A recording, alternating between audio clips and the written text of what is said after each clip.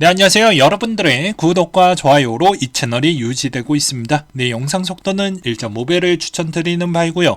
항상 구독자님, 멤버십 회원님들에게 감사하다고 말씀을 드리면서 제 본 영상은 추세기반용 투자 분석 영상이기 때문에 참고만 해두시길 바라겠습니다.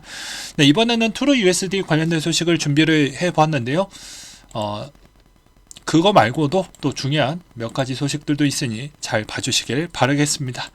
이번에 주말에 알트코인들이 상당히 많이 밀렸습니다. 그건 아무래도 바이낸스 USD, US 쪽에 있는 마켓에 이런 비중들이 적절히 비중이 좀 높았기 때문에 이쪽에서에 따른 인출 규모량이 어느 정도 영향을 끼쳤다라고 부분이 좀 있을 것 같고요. 그 다음으로 로빈후드에서 추가적으로 대부분 알트코인들, 솔라나, 에이다 등등을 이제 우리는 좀 정지를 시키겠다라는 이야기가 나와 줌으로써 좀 영향을 끼쳤다라고 보는 게 맞겠죠.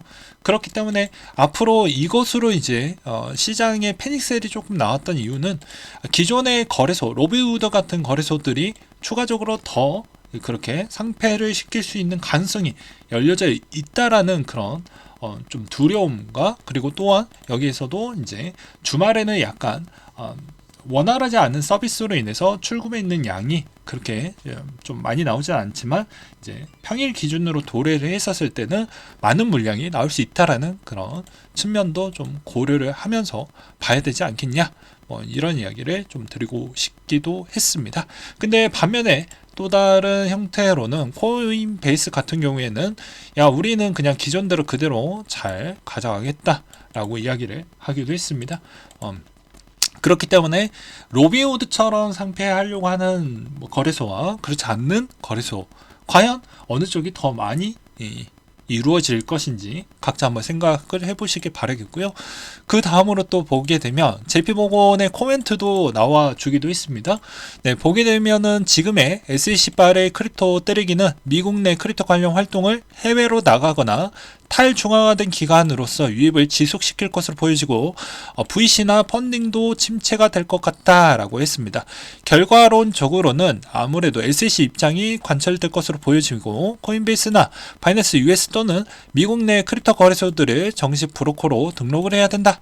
그리고 증권으로 취급되어 전통적인 주식시장과 유사한 방식으로 규제를 받을 것으로 보여진다. 그리고 만약 이게 BNB가 증권으로 될 경우에는 시장에 상당한 영향성도 있을 수 있다라는 이야기도 잠깐 이야기가 나와 주기도 했고요. 이더리움 이야기도 있었는데 아무래도 이더리움 킬러 애들이 다 죽고 오히려 이더리움만 살아남게 되는 구도가 나와서 반사적 이익이 중장기적으로 좀 보여지지 않겠냐, 이런 이야기도 있기도 했습니다.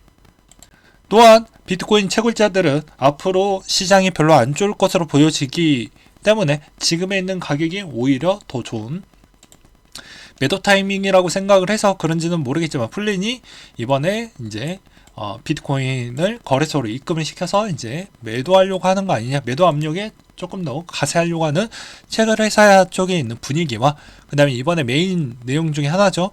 트루 USD가 프라임 트러스트를 통해서 스테이블코인 발행 중단에 나왔습니다. 이것으로 인해서 트루 USD에 있는 이 트루 USD가 이제 1달러 깨졌고, 그 다음에 요 사이에 엄청나게 급성장을 보여주었는데 오히려 더 많이 빠져주었죠. 그러면서 이게 비트코인도 같이 빠졌기 때문에 이건 거의 인출되었다라고 보는 게 맞을 것 같습니다. 그래서 지금에 있는 동향을 또 정리를 좀 해보려고 하는데요. 네, 여기서도 트러스트만 중지가 됐고 나머지 은행사들이 권한은 유지가 되어져 있지만 이제 앞으로 협력 은행사와 비즈니스 바운더리가 좀 진행한다라고 했는데 이게 나중에 조금 더 문제가 있을 수 있는 여지가 좀 있다라는 이야기가 여기에서도 보여집니다. 그래서 최근에 이제 다시 이 트루 USD 쪽에서 답변을 또 나와주기도 했었는데요. 우리는 발행하고 상황 정상 운영 중이다. 그래서 이 서비스 부분에 있었을 때에 따른 오류와 문제점은 빠르게 우리가 업데이트를 해서 가져갈 것이니까 문제를 최소화시킬 거니까 걱정하지 말아라 라고 이야기를 했는데, 일단은 시장의 충격은 움직이고 있죠. 돈이 계속 움직여주고 있는 실정이기 합니다. 계속 빠져주고 있는 건 사실이기 때문이죠. 그 다음으로 이제 크립토닷컴도 미국 기관 거래소 서비스 중단을 내비치기도 했습니다.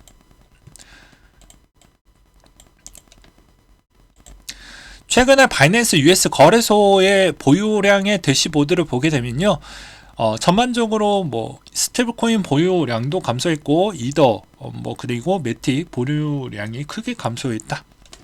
계속해서 영향을 받을 것으로 보여지고요. 그 다음으로 이제 홍콩 입법회 의원에서는 코인베이스와 암호화폐 거래소의 사업 확장에 따른 이야기도 나와주고 있습니다. 너희들이 계속 두들겨 맞지 말고 홍콩에서 사업을 좀 했으면 좋겠다. 우리 규제 안에 좀 들어와라. 우리가 대신 보호해 줄게. 이런 이야기도 들리기도 하기도 했습니다.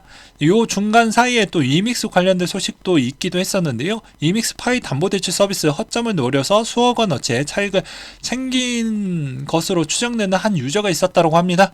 이믹스 파이의 리플렉트라는 코인을 담보로 맡기고 2억 원의 매수를 해서 가격을 100배 펌핑했고, 1번에 맡긴 담보 가치를 높게 평가를 해서 대량 대출이 되고, 2번에 리플렉트를 다시 위믹스로 수합을 해서 이 과정에 수억 원의 차익과 악성 부채를 만들어냈다고 합니다. 위믹스 또 들고 계신 분들을 참고하시기 바라겠고요.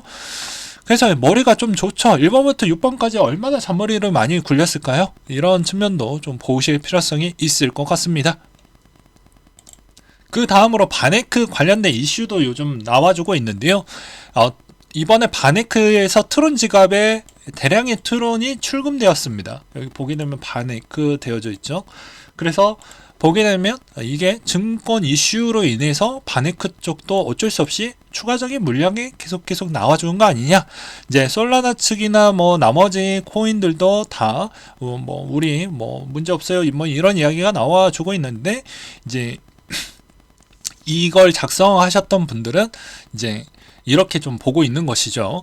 네, 여기에서 일단은 700억 가량의 트론이 이동이 됐고, 앞으로 평일 기준점으로 ETN, 바네크 쪽에서 준비하고 있는 ETN 상품들도 조만간에 좀 문제가 발생하지 않겠냐라는 이야기를 좀 하고 있기 때문에, 아무래도 이게 또 시장에 주는 파급력이 좀 되지 않겠냐 라는 이야기가 나오고 있습니다.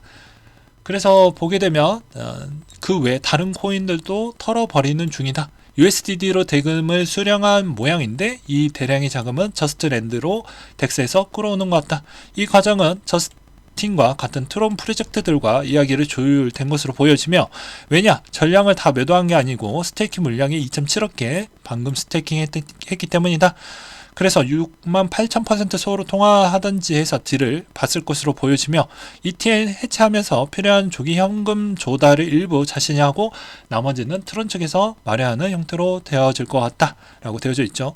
그래서 바네크가 트론 ETN 말고 솔라나, 폴카나도 동일하게 보유하고 있기 때문에 이게 앞으로 어떻게 움직여질 것인지에 따라서 달라질 수 있고, 사업 종료 선언이 나오면 또 엄청난 물량이 나올 수 있는 가능성도 존재를 하고 있기 때문에, 이런 불확실성도 아직도 남아져 있다, 이렇게도 볼 수가 있게 되는 것이죠. 그 다음으로 또 볼 수 있는 내용 중에 하나는 아무래도 이런 내용이 될 것 같습니다. 이번에 좀 많은 돈들을 이번에 기회로 이렇게 매수했던 사람들도 있습니다. 저 5천만원 투자했어요 라고 하시는 분들도 계시고, 현재 많이 복구되었다라고 해서 마이너스 인증하셨던 어디 특정 커뮤니티에서도 요즘 인증 짤도 많이 나와주고 있는 실정입니다. 근데 여러분들의 있는 그런 의견들을 종합적으로 보게 되면 지금 위기가 상당히 걱정이 많을 정도로 좀 많이 되어 가고 있는데, 댓글에서 남겼던 거 몇 가지 좀 발췌해서 답변을 좀 드리려고 합니다. 자, 올해 상승장 없을 것 같다라고 하셨는데, 그럼 비트코인 다시 2천만 원 초반대까지 떨어질 것으로 보여지는 건가요? 그리고 올해 더 이상 상승장이 없다면 떨어질 때마다 최대한 기다려 본 후 나중에 매수하셔야 되는 거 아닌가요? 근데 왜 조만간 다시 분할 매수 하려고 하는 건가요? 궁금해서 답변을 좀 부탁드리겠습니다 라고 해서 제가 설명을 드리려고 합니다. 저는 커뮤니티에다가 글을 남기죠. 제 유튜브 커뮤니티에다가 글을 꼭 남깁니다. 다 볼 수 있도록 말이죠. 제가 1월달에 요때, 그리고 이때 요때와 3월달에 한번, 1월달에 한번 매입을 했었죠.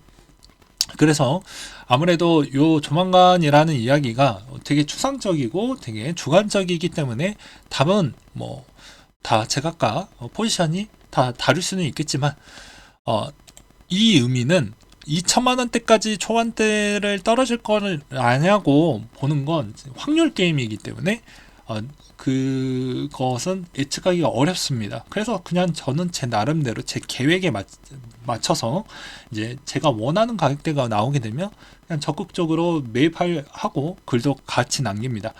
그렇기 때문에 그런 것도 또 알고 계셨으면 좋겠고, 그 다음에 왜 최대한 기다려 본 후에 매입하면 되지 않겠냐고 하지만, 제가 가격을 조정할 수 있을 만한 힘과 그런 코인 물량을 많이 갖고 있다라고 하면 제가 다 마음대로 다 헤쳐 먹었겠죠. 근데 그럴 정도 아니고 거기서 승차해서 분위기에 승차해가지고 수익을 같이 내는 형태이기 때문에 이걸 맞추기가 어렵다라는 것입니다. 그래서 분할 매수 관점으로 간다라는 것이죠. 그래서 그걸 예측이 가능하면 뭐 그렇게까지 연구하고 분석할 필요가 뭐가 있을까요? 라고 그렇게 답변을 드리고 싶고요. 그 다음으로 추세 매매 지향하시는데 꼭 비트를 고집하는 이유가 무엇입니까? 항상 말씀하시지만 대세 상장 오면 비트로도 3배 먹을 수 있다고 하시는데, 그 정도면 주식적으로 가능한 게 아닐지요? 아니면 코인 유튜버 때문에 그런 거 아닌가요? 라고 이제 답변을 해주셨는데, 코인과 주식 이야기를 다 드릴 수는 없습니다. 또 주식 이야기를 많이 하시면 또 불편해하시는 분들이 꽤 많이 있습니다. 원래 돈이라는 건 돈의 냄새를 킁킁 맡아가지고 돈이 될 만한 쪽에다가 투자를 집행을 해야 되는데, 코인 유튜버이니까 코인 쪽으로 이야기를 할 수밖에 없겠죠. 그나마 안전하고 그나마 좀 더 수익성도 확보되어져 있는 코인은 비트코인이 가장 강력하기 때문입니다. 그렇다라고 해서 주식도 뭐 실시간 방송 때 간혹 이야기를 몇 개를 설명을 드리기도 했습니다. 그건 뭐 취향하고 성향에 따라서 달라지기 때문에 자기 성향과 취향에 맞게끔 하는 게 바람직할 것 같습니다. 그래서 꼭 뭐 비트코인에서 3배가 올라가는 것보다 주식이 더 낫지 않냐고 하지만 국내 주식 그렇게 많이 올라가지 않습니다. 오히려 에코프로나 이런 뭐 2차 전지 때문에 뭐 말도 안 되게 거의 뭐 10년에 한 번 나올까 말까 하는 그런 정도의 성장 동력 때문에 그걸 보고 그런 생각을 가지시면 안 됩니다. 1년에 2배 올라가는 경우도 요즘은 통화량이 좀 많이 코로나 때문에 많이 풀렸기 때문에 그거의 유동성 때문이라도 뭐 2배짜리도 요즘은 빨리 나오고 있지만 막 그게 3배짜리까지 올라가는 거는 거의 가뭄에 콩나듯입니다. 그 대신 비트코인은 국내 주식 대비보다는 글로벌 마켓이기 때문에 더 많이 올라갈 수 있다는 거죠.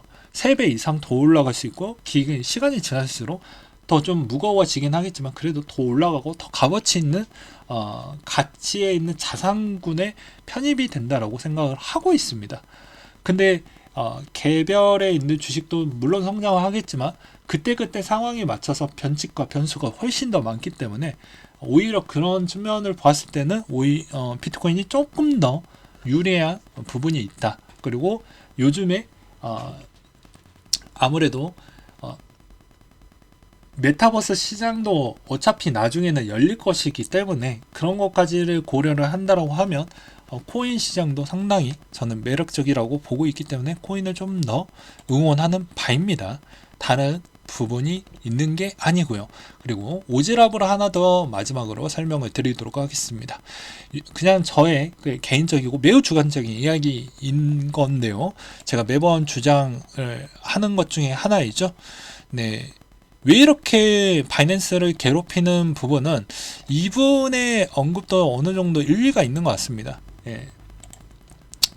자, 여기서도 SEC가 규제 당국에서 압력이 너무 많이 들어왔다. 오히려 여기에서 중재자 역할을 주었던 쪽은 FTX가 그런 중재자 역할을 좀 했다. 연결 고리를 했다. 근데 FTX가 미국 그냥 거래소라고 보면, 개별 거래소라고 보면 되겠죠. 간단하게 얘가 어느 정도 중재자 역할을 해주었는데 이게 없어지니까 오히려 더 때리기가 쉬워졌다라는 것이죠. 네. 근데 포인트를 설명을 드린다고 하면 어차피 FTX 2.0이 나오는 시점 또는 요즘 나오고 있는 게 뭡니까? CBOE 쪽에서 단독적으로 하반기에 오픈하려고 하는 시점, 둘 중에 하나가 거의 저점의 거의 막바지 시점이라고 저는 보고 있는 실정입니다. 왜 그렇게 생각하냐? 지금 거래소 믿을 만한 애가 없으니까 유동 거래량도 줄고, 오히려 덱스 거래량이 많이 튀었다고 해도 어차피 시장이 죽어버리면 덱스도 더 이상 많이 늘어나기 어려운 구도라고 저는 생각을 합니다. 그러면 여기에서 더 성장 동력이 나오려고 하면 어떤 홍콩이 됐던 유럽이 됐던 미국이 됐던 간에 누군가 하나가 주도적으로 좀 가져가 주어야 됩니다. 근데 이제 막 홍콩이 시작을 하고 있죠. 근데 미국이 약간 좀 뒤떨어질까봐 12월에 들어왔습니다. 그러면 여기서 포인트는 반대로 생각하면 답이 나오겠죠. 오히려 그 해당에 있는 그런 준비 기간까지는 바이낸스를 서서히 옥죄일 겁니다. 한 방에 죽이지는 않을 거예요. 옥죄면서 어떻게 할 것 같습니까? 기존에 있었던 이 비트코인 마켓, 비트코인, 알트코인에 따른 위기의식을 좀 많이 주어야 되겠죠. 왜 그럴 것 같습니까? 초반에 거래소 오픈할 때, 현물 거래소 같이 오픈할 때 뭐가 제일 많이 필요합니까? 비트코인 제일 많이 필요하죠. 그러면 알트코인에 따른 위기의식을 많이 줄여버리면 비트코인 쪽으로 많이 쏠리는 현상이 나오겠죠. 그러면 비트코인에 있는 개체수를 내가 투자비 대비, 내가 직접적으로 매입하지 않고 이동해서 그냥 가져간다고 생각을 해본다고 하면 개미들을 이렇게 공포감을 해서 비트코인으로 바꾸게끔 유도를 한 다음에 여기서 이제 아주 안정적인 거래소, 국가가 운영하는 아니면 기관이 잘 운영하는 그런 거래소 쪽으로 쏠리게끔 만들어 놓으면 거저 그냥 비트코인 개수가 자동으로 더 생기는 구도가 되겠죠. 그래서 그런 측면으로도 생각을 해볼 수가 있게 된다라는 점도 생각을 해보실 필요성이 있다는 것입니다. 오늘 내용은 여기까지 준비를 했고요. 이상으로 마치도록 하겠습니다.